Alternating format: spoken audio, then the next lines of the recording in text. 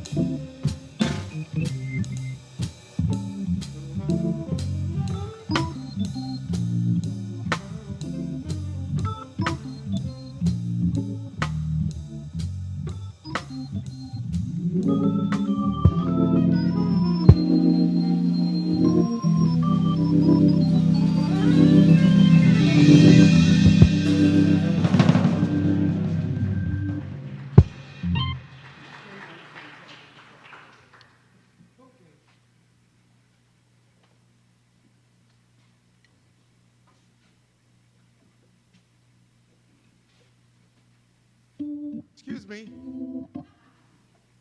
Walking a little crooked, but I'm walking. I was just thinking about how wonderful this woman has been, Juadine. She gave her time to come out and support us week after week after week. She showed love to all of us in so many ways. She gave her time in SNCC and to better lives. So she has been a wonderful person that need to be celebrated. So when we try to put something together, they didn't include me. I include myself because I just wanted to be a part of something that was great. And it's a great thing going on down here today to celebrate the life of somebody who gave so much. And we are losing people like that. That's a big loss. Very big loss at this particular time in our lives, because there's people like that don't exist anymore.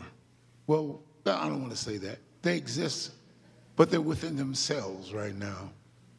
So I thought about a song to sing, and I thought a good song would be by a guy named Horace Silver.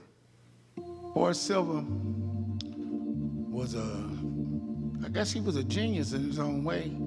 So many geniuses now. And this song was called Song for My Father. And I thought of it, and I thought, I said, Song of my father, song for my sister. So I said, that's what I'm gonna do. Go right in there and sing Song for My Sister.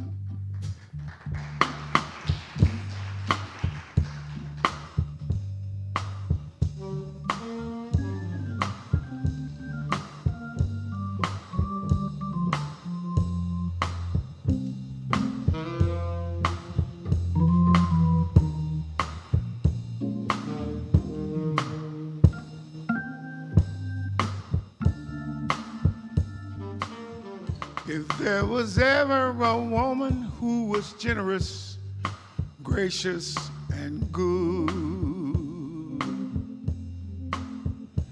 it was Juadine, the woman. A human being so cool, she lived by the rules in this life. But she enjoyed herself the pleasures of life. She was a devoted one. She gave all she could to raise our family and do for me. Juadine, Juadine, Juadine, Juadine,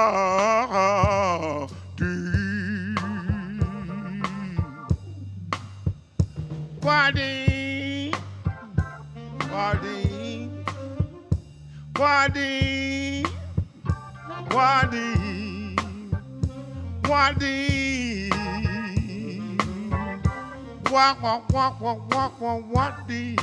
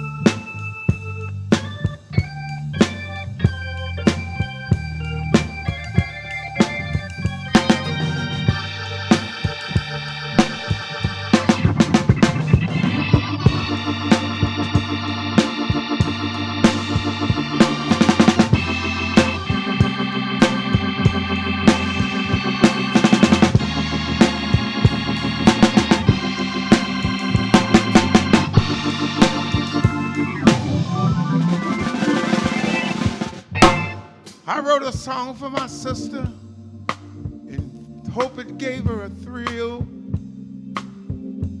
After all the things we've been through, all the troubles we had, all the things, people just won't be still.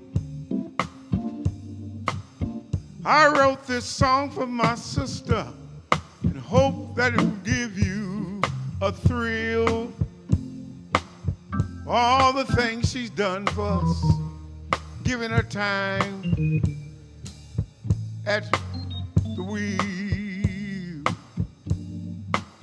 She was a devoted gal. She did the best she could to help our families and do for me. And do for me, and do for me, and do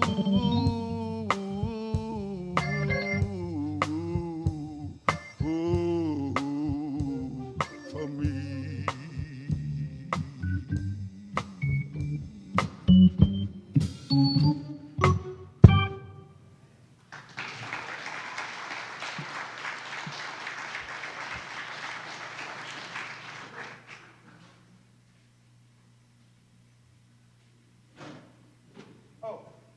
Sorry. You always bring ladies up. Oh, no. You want way up the front.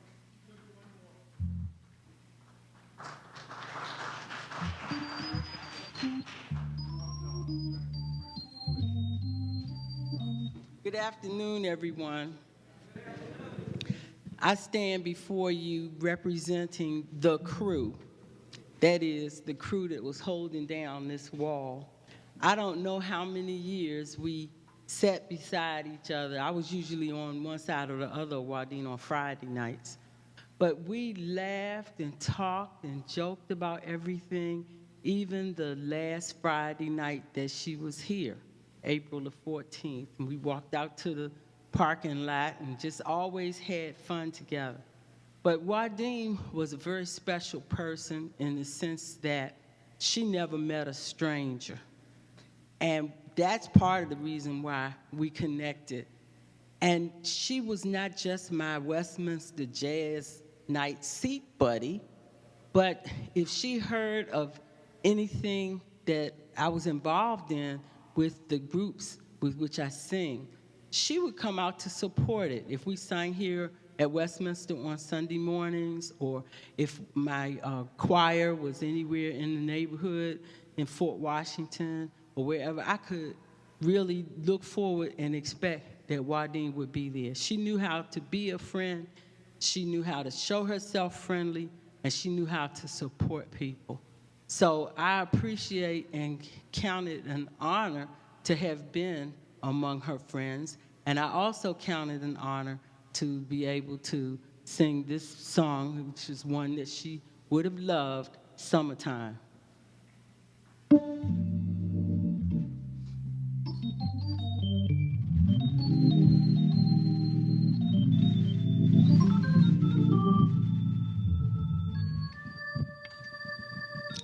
Summertime, and the living is easy. Fish are jumping, and the cotton is high. Your daddy's rich, and your mama's good looking.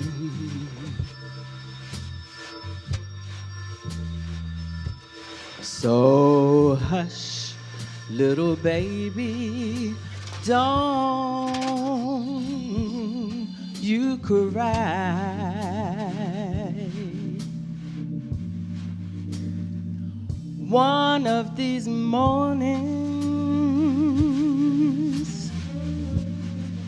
you're gonna rise up singing. You're gonna spread your wings right up to the sky. But until that morning, there ain't nothing can harm you.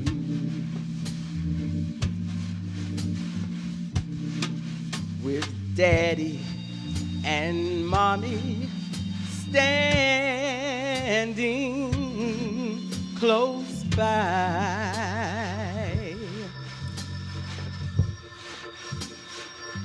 Summertime, and the living is easy.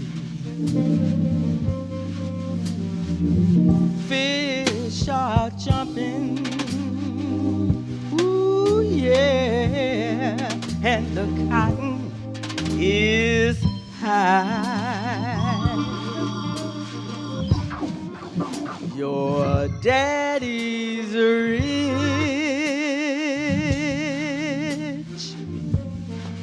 and your mama's good looking.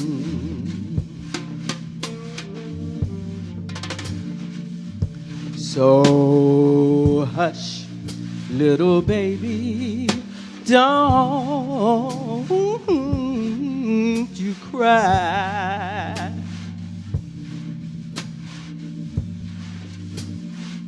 So hush, little baby, don't you cry. cry.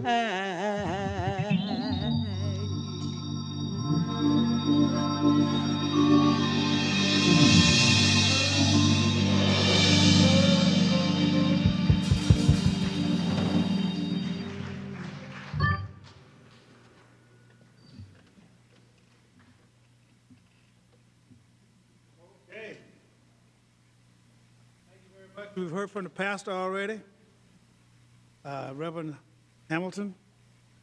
He and I have become close in the last week or so working on this, and he's my new best friend. Thank you very much, Reverend Hampton.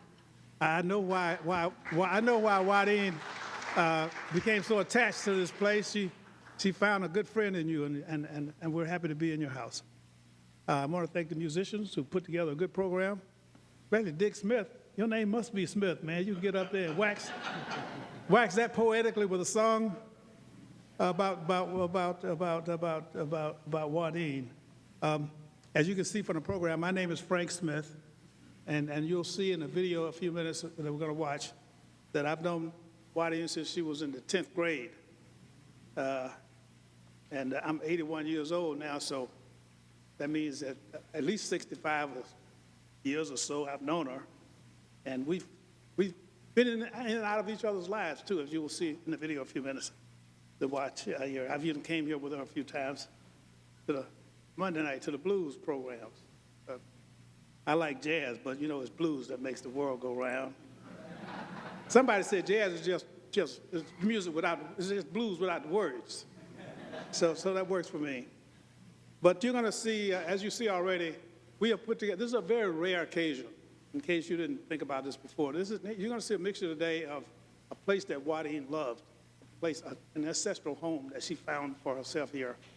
And we chose that because we wanted to be in that special place. And you're going to meet some of her friends from the Student Nonviolent Coordinating Committee who have been her friends for years. And we never lost contact with each other. And there's more of us from SNCC in Washington, D.C. than any place else in the country. And just in case you didn't remember that, at one time, the mayor of this city, mayor for life, Marion Barry was the mayor here. And Marion was the first chairman of the SNCC, Student Nonviolent Coordinating Committee. And then the second chairman was Congressman John Lewis, who was a resident of Georgia, because he had to be a resident of Georgia in order to be in the Congress. But he lived there in D.C. for 20-some years, almost 30 years while he was a congressman. So we found our way to Washington, and Juadine has led us here to an ancestral home. So I want to thank you all for coming out this evening.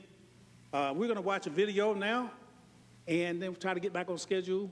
I'll watch a video for a few minutes, and following that video, I'm going to bring up the chairman of the SNCC Legacy Project. I'll introduce him later on, who's going to then introduce a series of people that you're going to meet from SNCC, and then we'll follow the program from there. Have a special person from Westminster come up and say a few words about her. Dina, who I've met to hear. He wanted so much to be a part of this. I'm glad we were able to get her on the program. That video is available. Some of us have watched it already online. And one of the things that she says in that video is that the last job she had in Washington, D.C. was a volunteer for the African American Civil War Memorial Museum, which I now run. So you told you earlier, our lives have been intertwined for years. And that happened a few years back. And actually, some of our staff people are here, Don and Marquette, and we all stand up they all knew her as a volunteer at the African American Civil War Museum. Dale, we're few in number, but we make a powerful noise. Thank you. Now, I'm going to introduce Cortland Cox, who is we have a group called the SNCC Legacy Project. And the purpose of this Legacy Project is to record the hundreds and thousands of things that we did in such a way that young people or future generations will be able to access them online and in other forms and fashions. And so some of this video that you've seen here will be added to those archives. But Cortland Cox is the chairman of that organization. In order to be chairman of anything involving the Student Nonviolent Coordinating Committee is a challenge. So he's a man of wisdom and courage and understanding, but most of all, a man of patience. And so I'm going to bring Cortland up now. He's going to introduce several people whose names you heard, some of their names you heard in this video, who are going to talk about various aspects and of their involvement with Juadine Henderson. So now, Cortland Cox.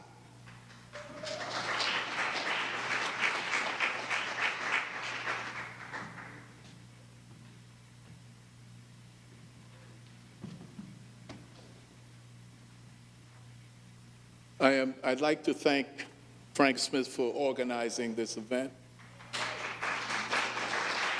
and very much appreciate Greg Lamont and Dick Smith's contributions into the program, because one of the things that is important is the culture.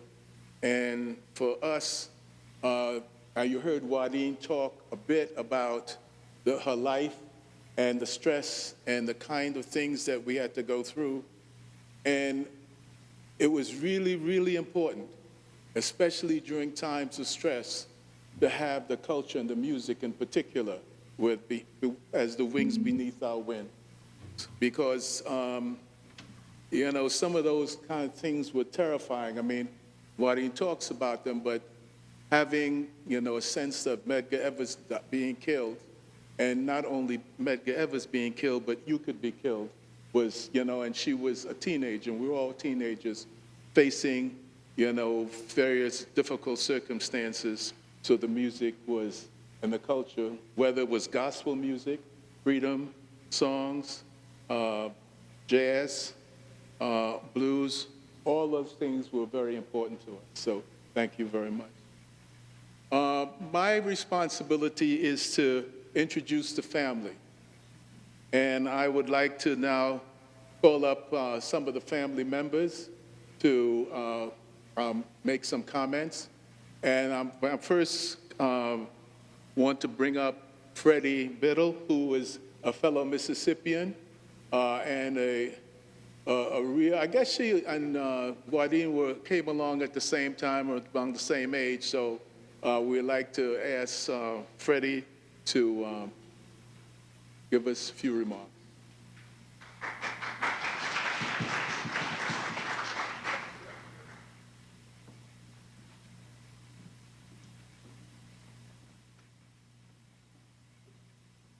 Thanks a lot, Cortland and Frank, for organizing this event for our friend Juadine. As Juadine talked, we're both fellow Mississippians. I am from Greenwood, Mississippi. Frank brought Juadine and her cousin into Greenwood the summer of '63, June of '63. And at that time, we were working on voter registration, trying as much as possible to get as many people to register to vote. So Juadine and her cousin were very eager to join the group. They helped that.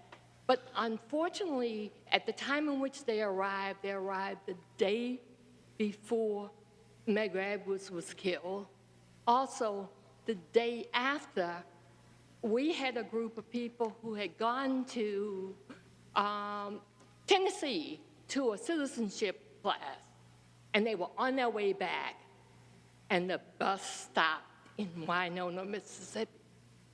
And at that particular time, they took off our people, which was June Johnson, Mrs. Hamer, Sylvester Simpson, Rosemary Freeman, who was from Greenwood, and they beat these people very, very badly. So this was really a very, very stressful time with all of these things going on. So I was, at that particular time, 18, and Juadine was 16. So I just graduated from high school, and all these awful things were beginning to happen in that town right there. And we were trying our best to encourage people to register to vote. And now that I am older, I understand now why a lot of the older people who were reluctant to register to vote. But when you're 18, you really think that everything is possible and you can change things. So that we definitely, and I used to talk with my brother George, and we used to talk about how come we couldn't understand why people didn't want to register to vote. and because we wanted so many changes, but that's because we were young and innocent and didn't realize that the other people, older people, recognized how much they had to lose, Because, there were beatings, there were whoopings, there was all different kinds of things that was happening. That summer we worked together there in Greenwood, and then Frank carried her back to Batesville. I went away to college the very next year, and I actually didn't have any interaction with Juadine until the summer of '65. The summer of '65, we did all of these demonstrations around Jackson, and they arrested all of us. And I, along with Juadine, spent these 2 weeks in the fairground, and as she has described to you, we went through this horrible experience of everybody being terrified of what was going on. And every morning at 5 o'clock, these horse bells would ring, and you would have to get up and put your mattresses up against the wall. So we both went through that whole big experience of what was going on there in the summer of '65 in the fairground. And the fairground was a jail for black women, whereas the white women were in downtown in the city jail. So we all slept on these mattresses there on the ground. We worked together that summer, and then I did not have any other interaction with Juadine until in 1968 when we both moved to Washington. And I have to say, we discovered Washington together. We were living across the street from Malcolm X Park, and we spent our days running backwards and forwards to the park. So my fondest memories of Juadine is us running across Washington, D.C. and learning the city and getting to know the city as it was. I also remember that Juadine was a person who called to let me know when Ralph Featherstone was killed. And what she did was she called, and it was like 2 o'clock in the morning time, and she said, "Are you awake?" And I was like, "What?" And that's when she told me. She said, because she knew if I said I was awake, I'd already heard the story. If I was asleep, then that means that she was going to be the one to have to tell me. But she knew that he was a good friend of mine. So that's the kind of movement interaction that we always had with each other, to be able to help each other through hard times. And that's my story. Freddie Biddle is a member of the SNCC Legacy Project Board, and as is Joyce Sladner, Judy Richardson, and Charlene Krantz, and also Frank Smith.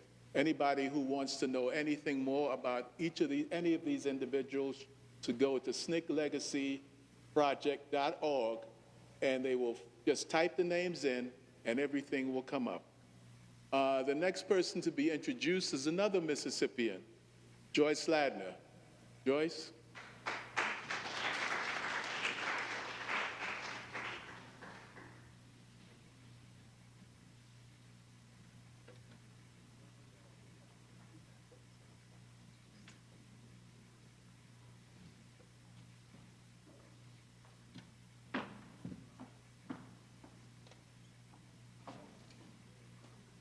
Good afternoon. When Frank called me to ask me if I would speak, I spoke to my sister, Dory Ladner, and neither of us could remember precisely when we met Juadine, but we do know that we met her in Mississippi when she was a high school student. And she was part of the cadre of younger people with whom we worked. We were older than they by a few years, but there were a lot of other young people. I was just finished talking on the phone to Valerie Abrams, who is the niece of Stacey Abrams, and she and Juadine were college classmates at Bishop College. Valerie to ask her, because when did Juadine go to Bishop?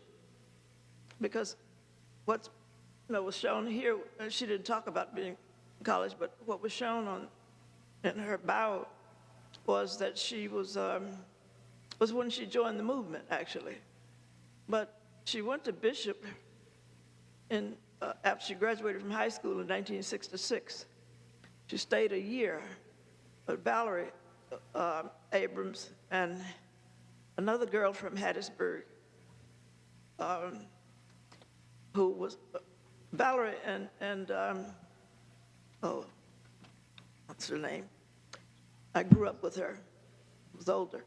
But they were from Hattiesburg, and they and Juadine were recruited by Bishop College to go there. And Valerie was just saying that Juadine was absolutely the best. She was like a seer in a way, that she took care of them, even though they were the same. Jamila and Valerie were the same age as she.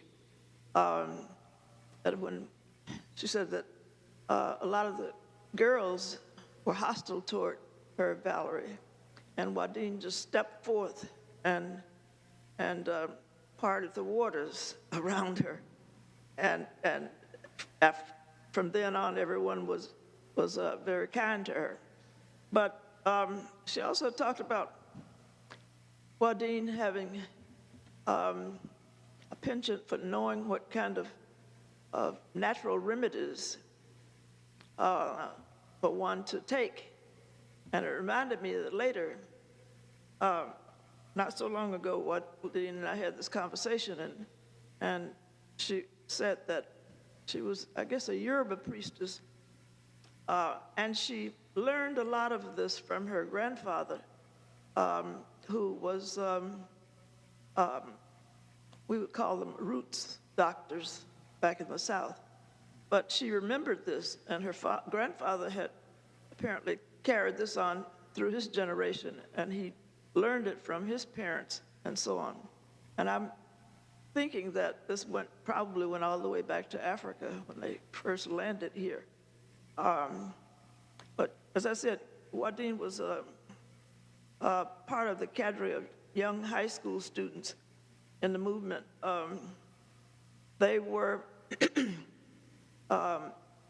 as Juadine said, they did voter registration, they knocked on doors, they sang freedom songs, Juadine says in her bio on the SLP website. Not SLP, but what is that website?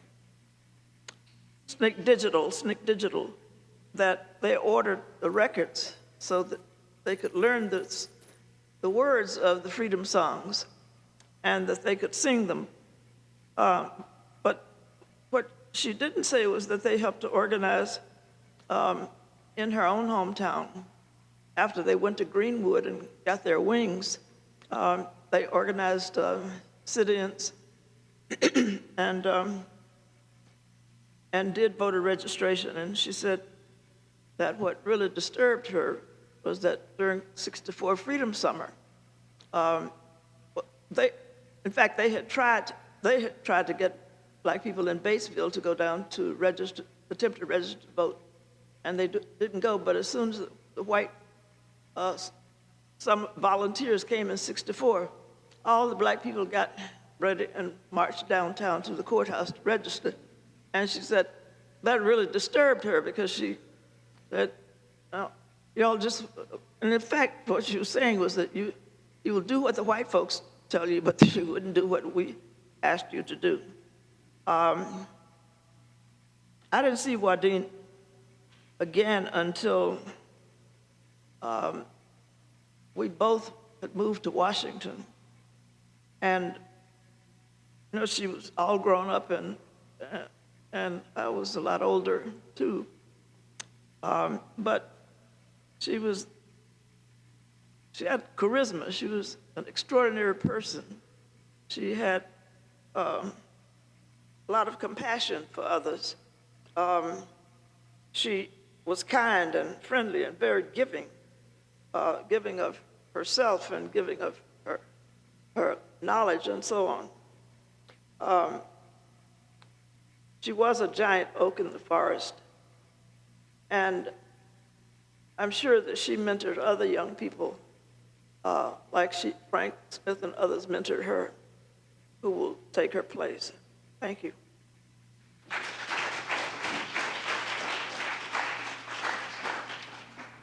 Introducing another SLP board member, Judy Richardson, who is quick. Come on.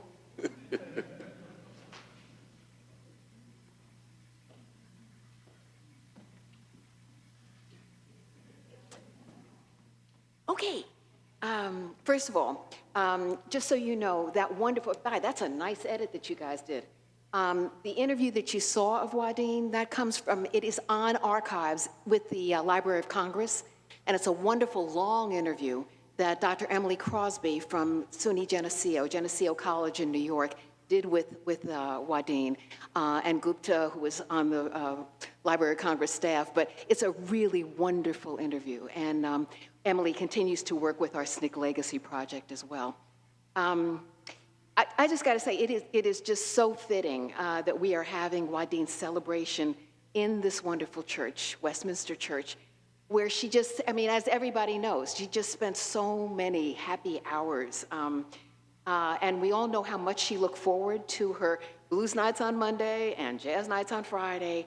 In fact, the last time that I saw her in person was at the jazz night here.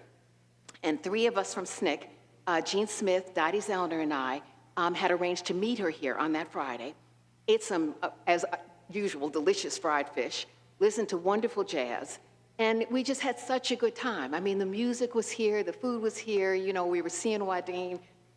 Now, I met Juadine not on one of our SNCC projects in Mississippi, but here in DC, after she joined us at Drum & Spear Bookstore. And I know there are a number of folks from Drum & Spear and the satellites of Drum & Spear, but just to let you know, as Freddie and Juadine said, Drum & Spear started in 1968. You're going to hear from the first bookstore manager, Tony Gittins, in a minute. And he had just come off the takeover of the A building at Howard at that point. It was started by SNCC folks who had come back from Mississippi, Southwest Georgia, Alabama, and started this bookstore in a place that they knew needed a bookstore. And it was right at 14th and Fairmont Northwest. And we started in 68. I came down, and we didn't even have any books on the shelves at that point. But the 14th Street had just been tear-gassed. And I remember Tony opening the bookstore doors and, seeing the shelves, empty shelves. It eventually becomes the largest black bookstore in the country. And then we started a press, and you'll see people who will talk about the press. When Juadine talked about Saya Watoto, we had this wonderful program. I was Bibi Amina, right? I was the hostess. And, hello, my young brothers and sisters, right? And you will see people here who, like Juadine, were the folks who did the parts. We played the parts on WOL-AM. And there's still young people who remember, listening to Saya Watoto, the children's hour in the African language of Swahili. So we had a lot of things and a lot of cultural, political, educational things, because in SNCC we had been so much involved in education. Now, so I meet Juadine as part of this bookstore. And in the 1970s, what I remember is this closeness that was between Mimi Hayes, whom she mentioned, Juadine, and I. And we all worked at either Drum & Spear Bookstore or Drum & Spear Press. And we also lived within minutes of each other. So Mimi and I lived in apartments at 1620 Fuller Street, where other Drum & Spear people lived, like Cortland, and I see Don Brown out there. And Juadine lived just up the street at 2800 Ontario Road, up from where you live, Freddie. Yeah. So Juadine, Mimi, and I also hung out on the weekends. And we also took vacations together. So to Trinidad and Tobago, to Haiti, and even to some godforsaken place in Cape May that Johnny Wilson, after whom, the building is named, but Johnny Wilson was a SNCC person. And he had recommended this place that we go to because growing up on the Eastern Shore, he had worked there during summers. So we got there, and it turned out the place was now almost a nursing home. And everyone seemed to be eating pablum. So we were then in our 30s. Now, of course, they were the age that I am now, but they looked really old. And so we looked at each other and we booked another hotel. Now, a few other memories. Mimi, Juadine, and I had driven to New York City to get books for Drum and Spear. Now, I don't remember anything of what we did in the city, but I do remember the drive back. So I was driving as usual, because I was the one who drove the VW van, and it was in my name and stuff. And so it was late at night, and I had started getting drowsy, so we started singing freedom songs, gospel, whatever would keep Judy awake, right? And we're singing at the top of our lungs. Then we hit the Bay Bridge, where a really strong wind had picked up. And that lightweight VW van, because you remember those VWs, it was no weight. There was no weight on them. And so it starts moving across lanes. And I'm not able to control it, right? It's like it had a mind of its own. And even with a few boxes of books in the back. So the singing stopped, and we all focused on the VW bus as if our minds could will the bus to stay in the lane. And finally, the winds dropped down, we stayed in the lane, we started back to singing, and we sang all the way back down to DC. Another part, the parties, okay? Some of us and we all remember this, remember the dancing to the wee hours at Endoro's, Vincent Ferra's on Columbia Road.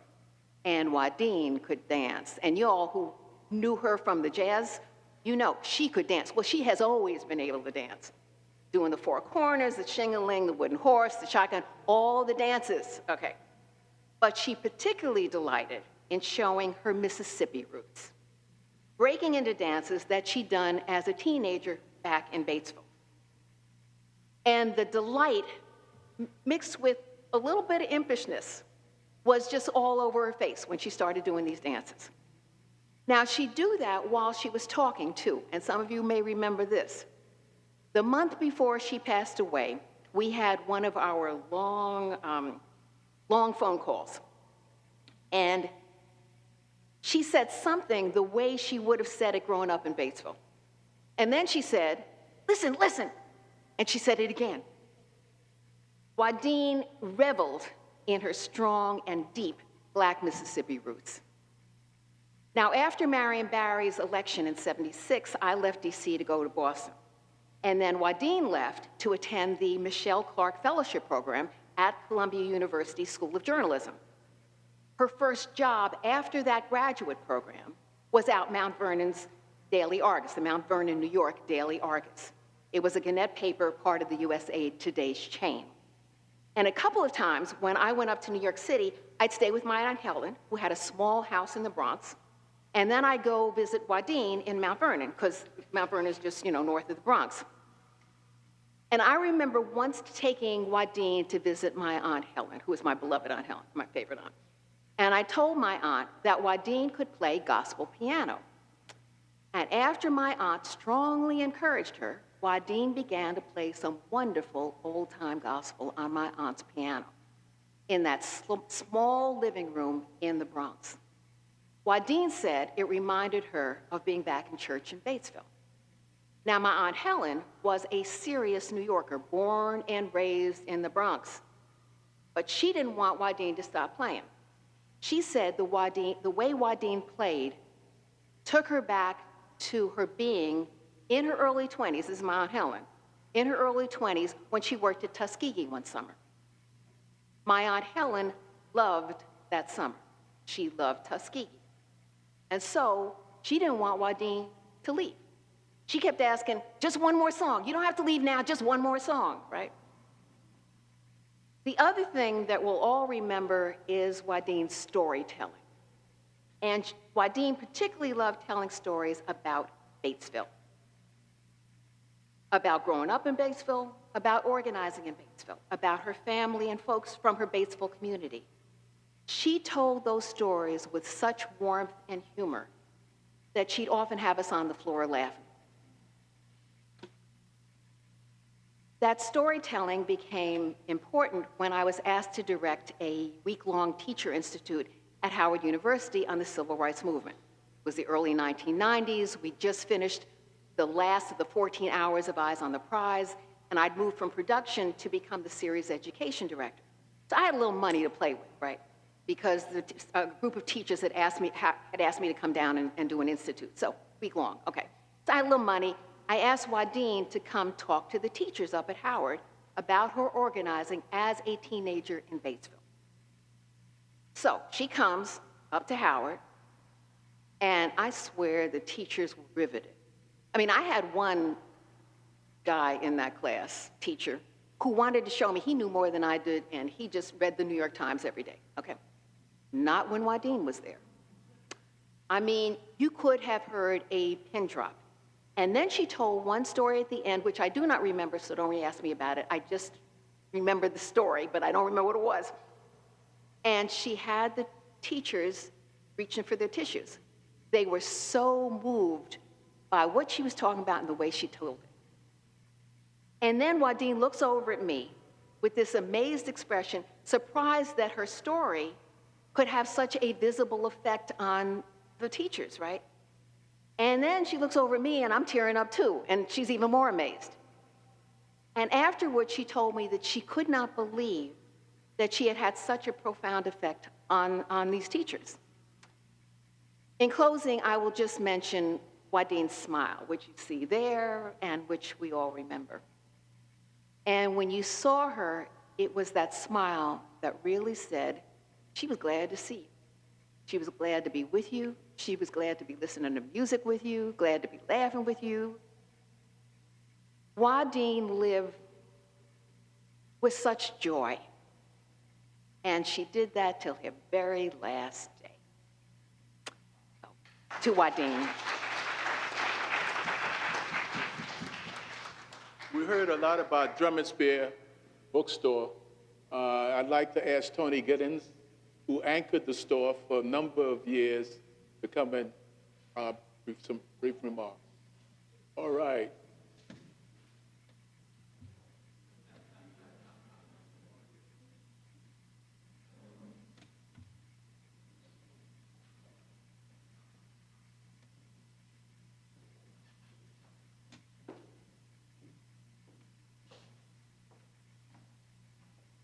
I don't have anything else to say. I mean, you've heard from the people who knew Juadine so well and who spent time with her and have given you a real description of her life, especially as a young person coming of age in Batesville. I met Juadine when she came to Washington, and she started working at Drum and Spear Bookstore, which has been mentioned. I was the manager at that time. And she became my friend. Juadine was my friend for many years. And I don't know why. I'm from Brooklyn, so I don't know why we had that. But she had this smile that Judy was learning. And she had this way, she was always welcoming. Her role, her job at Drum and Spear was to welcome people as they came in and to help them find the books that they were interested in and help them purchase them and give them any advice that she possibly could do. But also to make sure that people came in, and from day to day, you didn't know who was going to come into Drum and Spear. And to make sure that people knew this was a place of business, that we were serious about not only our political point of views, but also making the bookstore an economic success. And Juadine never, when we asked her to put in her time, whether it was planning a party, a book party, hosting a guest coming in, she never said no. She was always there, making sure that the bookstore was in good hands. So I just want to tell you a few things. All these things that they've mentioned, I have right here. They beat me to it, right? So I'm not going to take up your time with a lot of things you've already heard. A couple of things. As was mentioned, Juadine was talented. She played the piano, and she played the piano in her church every Sunday. And when she was asked at one point to play Amazing Grace, instead she played Oh Freedom. And The minister looked at her kind of surprised, but that's the person she had become, and she wanted others to know that that was the case. I think it was in 1970, another SNCC person, Worth Long and I were driving through Mississippi. And we came near Batesville and said, let's go in and meet Juadine's mother. So we drove to Batesville, and unannounced, we told her mother that we knew Juadine. We worked with Juadine. We just wanted to say hello and let her know everything was okay. And she invited us into her home. We were not announced. There was no telephones, as people mentioned that. And she offered us lunch. And then that's when I saw Juadine's roots. I began to see why she was such a charming, welcoming, happy person, because that's the way her mother was with us. The last time I saw Juadine was a few years ago, and we bumped into each other. We were going to a meeting of the Black Power Chronicles, and it was at Frank's Place, as we call it, at the museum, and we just happened to bump into it. I said, Juadine, how are you doing? I haven't seen you in ages. How are you doing? And she said, Tony, I'm all right, but I have a problem. And I said, what's the problem? Is it something I can help with? And she said, Tony, I like young men. And I said, what? She said, I like young men, and I don't know what to do about it. Well, not being a young man myself, I knew there was nothing I could do to help the sister. So I jumped back, And maybe she found somebody who could help her out at the meeting, but I knew my best bet was to keep my mouth shut and go sit down. So while there was this side of Juadine that many people have talked about, how smart she was, how personable she was, and how surprisingly aware, gathered information, and she knew stuff. She'd be in the room and she was always paying attention. Her incredible smile. But I knew her as a friend, and I will miss her.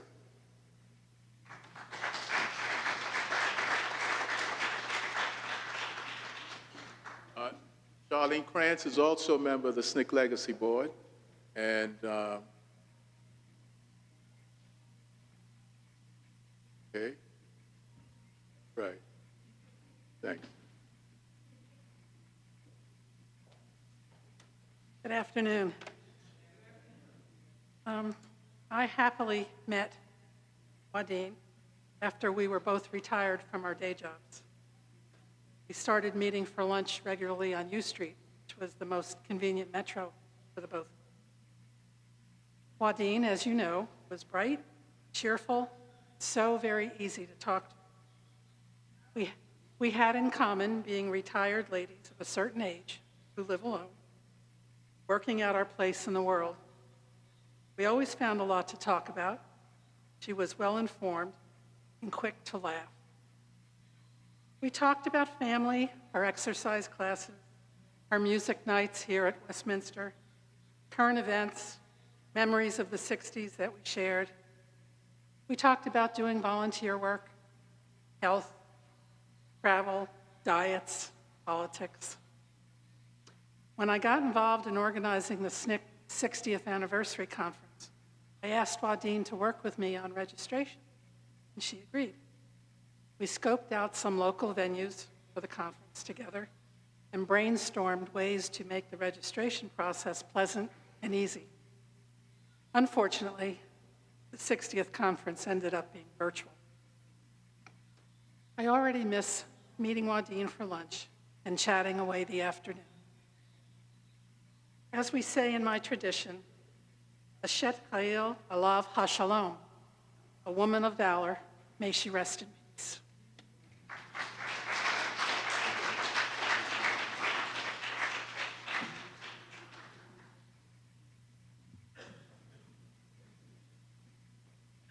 Okay, thank you very much. You met a lot of her friends so far, and let me just take care of one other little bit of business.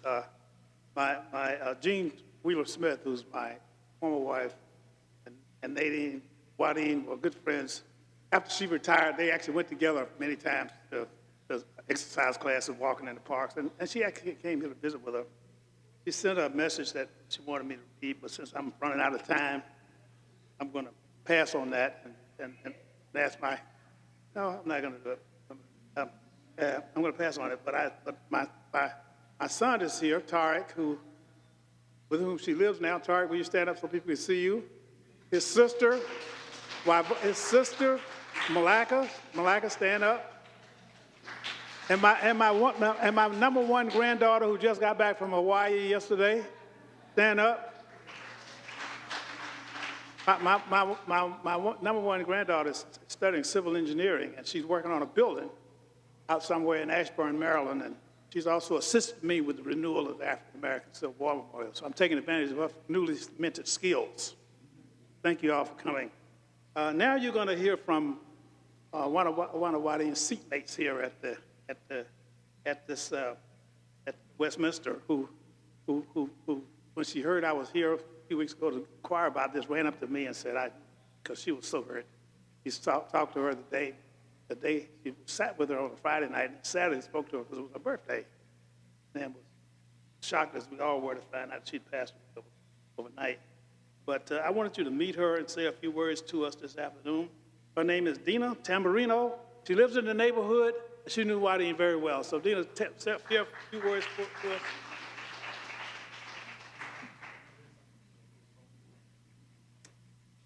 Thank you, Frank. It's a bit hard to be up here and to speak. I might cry.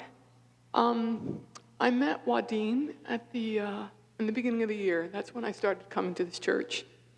And it was her radiance that attracted me. I came to Jazz Night and Blues Night, and I saw her sitting alone there at times. And she just radiated so much light and energy that I was drawn to her. And I sat next to her, introduced myself, and we spoke over the next couple of months, every Monday and Friday, when I sat next to her. And I got to know her quite a bit. She told me again and again some of her favorite stories. I asked her often, what is it about you that makes you so happy? And she said, it's within. This happiness is within you. You have to find it. And I asked her if she had ever been married or had kids, and she said she never wanted any of that. She said she just didn't want a man to tie her down. She loved her work so much. She was passionate about the civil rights movement. She traveled all over the country. She met so many fascinating people. She didn't want to be bogged down or tied down, and so she lived alone. And she always traveled with a sleeping bag in her trunk because she was ready to go anywhere at any time and to sleep anywhere at any time. Some of her fondest memories that I'd like to share, well, one of them that she repeated to me numerous times was about her niece. And I don't know the name of the niece or if it's one of the ones who has a message on the back of the program, but that niece would be about 43 or 44 right now. She said of this niece that she loved her like her own daughter, and her sister, who she adored and loved, was pregnant with this niece and having a difficult pregnancy.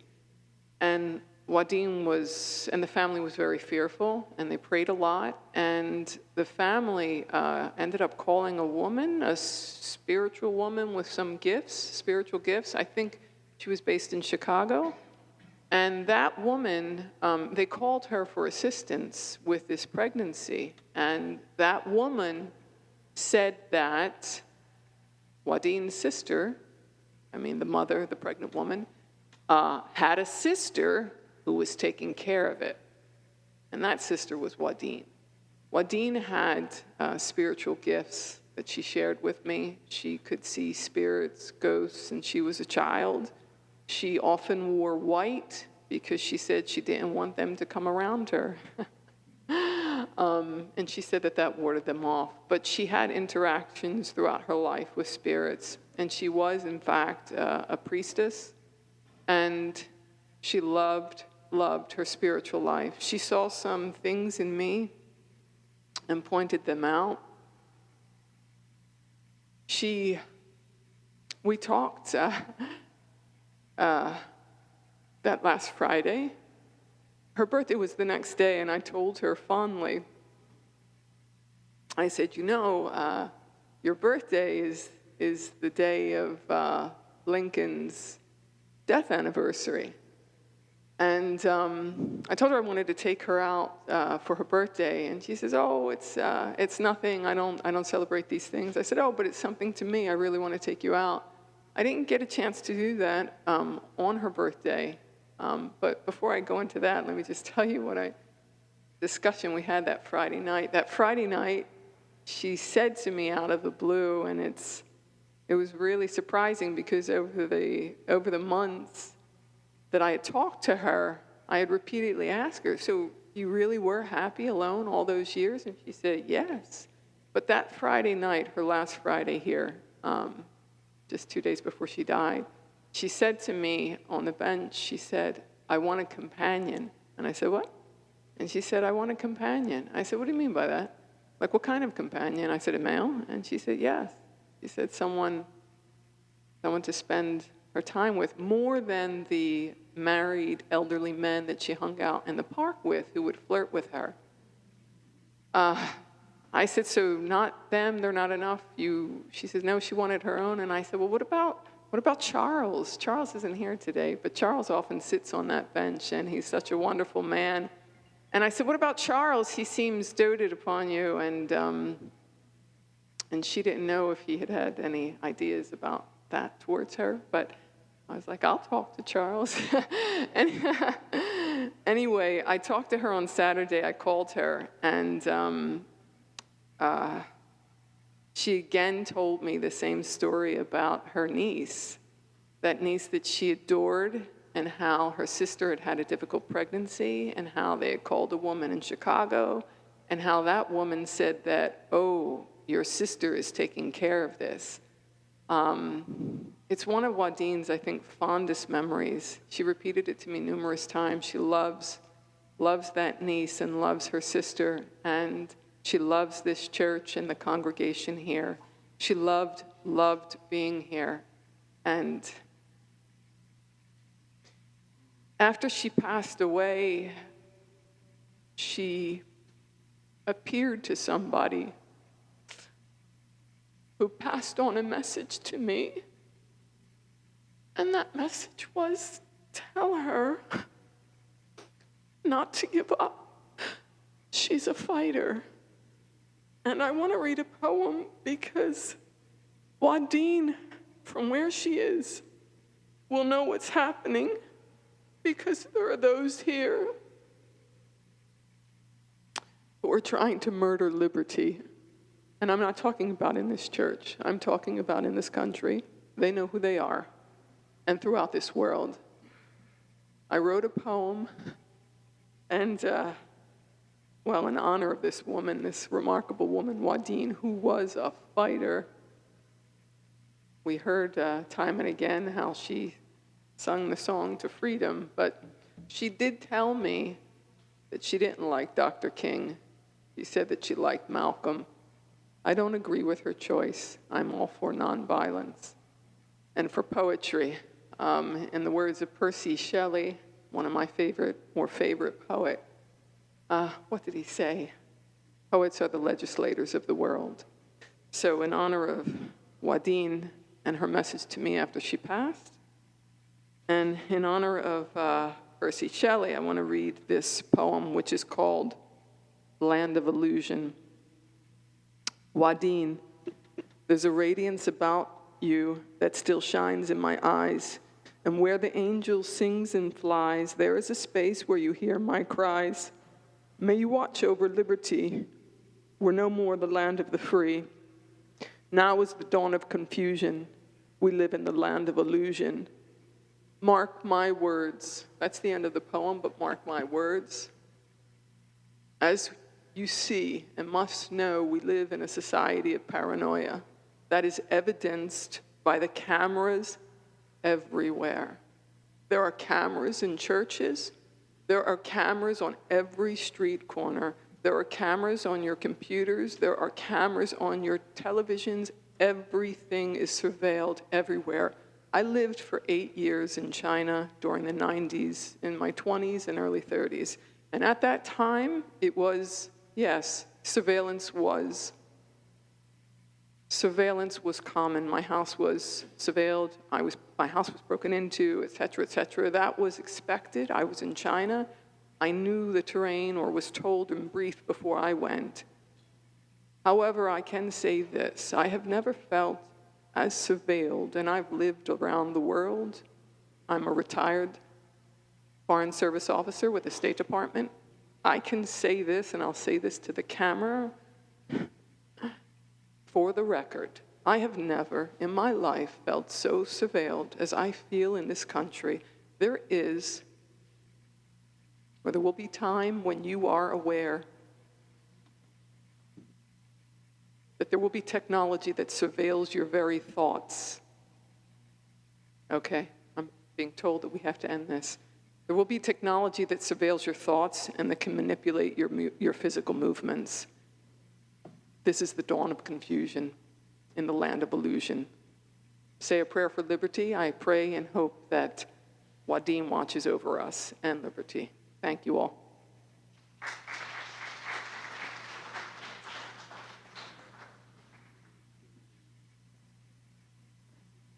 Okay, while I was introducing my family, I didn't see my number 1A granddaughter back there, Destiny Overroach. Destiny is a chemical engineer who works at Johns Hopkins University. She was on a trip to Hawaii to meet with all the smart people from around the world, and she allowed my younger granddaughter to travel with her. So Destiny, stand up so people can see. Thank you. Now, I'm going to close this out, and Pastor, as I close it out, I want you to come up to the stage to say to say some words to us. Juadine did play the piano at a church, and we are in a church, and we do have a pastor, and we need to have somebody. We usually get to say somebody do the blessing over the food before we eat, and we're going to do that now. But let me just close out my Juadine Henderson story with something that you haven't heard today. You heard her say she met me. She was in 10th grade. She used to sometimes say she was going to run away from home with us, even if her parents didn't give her permission to do it. She didn't say it quite that way in the video. I told you in the video, she also said that the last place she worked for was at the African American Zoo Museum. What she did not add was she damn near got me killed. And in that time when she was talking about in Mississippi in June of 1963, when Medgar Evers gets killed, this Hamer gets locked up over there in Winona, Mississippi. One of our SNCC workers, Jimmy Talbot, was sitting out in front of the office, and the police department came by there, and they beat the dog mess out of him. They didn't even lock him up. They beat him. They said they beat him because they said he had ridiculed a police officer. I'm sure that's not on the books anywhere, ridiculed an officer, but they just made up something. They didn't even arrest him. They just beat him and left him. He finally dragged himself upstairs. So Guyot had already been locked up over there in Winona because he went to get the people out of jail. They locked him up. I would later go over there. But in the meantime, I called the sheriff. So the sheriff comes in there, and he comes upstairs and tells me something about how we should stop ridiculing police officers and doing this stuff like that. I got sick of him after a while, Tony. I couldn't take it anymore. So I finally said, look, if you ain't going to arrest nobody, get out of here. Now, when I said that, Juadine was back here behind me, and she started yelling, get out, get out, get out. And then everybody else, about 8 or 10 people in the office, they started yelling, get out, get out. So it was him and the deputy. So I started walking toward him. He backed up. And the office we had some steps. You had to walk up the steps to get up there. He hit the first steps, damn near fell down the steps. And I said, oh, I'm dead now. Because it looked like I hit him. I didn't touch him. I never touched him. But the fact that Juadine had started just chanting this get out back here behind me had made this man mad. And almost got me killed. And I I actually remember that very well because I wrote my mother a letter after that, and back in Georgia, told her that I never thought I would get out of that place alive. That's the only letter she saved that I ever wrote, which she kept back in the day. So I want to share that story with you because Juadine was, she was one of the bravest people we ever met. She was not scared of anybody or anything because she was spiritually led, quite honestly. And she was somebody who was a light for all of us. We're happy to be able to say goodbye to her in such a special place. May God continue to bless her in her memory, and may she always live among us. Now, Pastor Brian, I think that's what they call you, Reverend Brian, is here with us. He's going to say a praise to us, and then we're going to eat and hear some music. Reverend? I just want to say amen to all these powerful testaments to her life that we have heard here today. This powerful life that is Juadine. I don't know if Juadine was a Presbyterian or a Methodist or a Baptist or what she was in her faith, but I do know that she understood God. She understood goodness. She understood holiness. She understood justice. And so for those that we commend to our Creator, we often say, receive, O God, into your loving arms the spirit of your child Juadine, a sheep of your own fold, a lamb of your own flock, a child of your own creating. May she forever rest in your eternal arms, in your beloved peace. And may that peace be ours for having known her. Amen. So we ask God to bless the food that we're about to share and the conversations that we continue to have about Juadine and her impact on our lives. God bless you all for being here. Please enjoy this time together and speak her name often and speak her name with great love. Amen? Amen. Thank you, Frank.